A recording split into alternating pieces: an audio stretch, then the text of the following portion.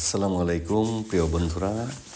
অবশেষে ইন্দোনেশিয়ার বালিতে এসে একটা হোটেল নিয়েছি, যে হোটেলটার নাম হচ্ছে হোটেল নাদি। আসলে এটা লিজিয়েন্ট এরিয়াটার নাম হচ্ছে লিজিয়েন্ট। এখানে এসে দেখলাম যে ভেবেছিলাম যে ইন্দোনেশিয়া অনেক গরিব রাষ্ট্র, এখানে হয়তো থাকার মান ভালো হবে না, কিন্তু এই হোটেলটা তো দেখলাম যে অনেক উন্নত। এই দেখুন, এখানে নিচে রেস্টুরেন্ট আছে, এখানে সব ধরনের খাদ্য পাওয়া যায়। এখানে আপনারা যে কোনো ধরনের খাবার পেয়ে যাবেন। আর সামনে যদি একটু তাকিয়ে দেখুন, এখানে একটা বিশাল একটা সুইমিং পুল। এখানে সুইমিং পুলে আপনারা সাঁতার কাটতে পারবেন, গোসল করতে পারবেন। খুব সুন্দর এরিয়াটা।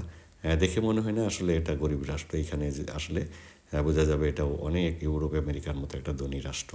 তো এখানে বালিতে এসে যা দেখলাম, আমি ভেবেছিলাম ইন্দোনেশিয়া আসলে মুসলিম রাষ্ট্র, এখানে সবাই মুসলিম, কিন্তু বালি সিটিটা একটু ভিন্ন। বালি যে সিটিটা আছে, প্রভিন্সটা আছে, এটা হিন্দুদের বসবাস এখানে বেশি।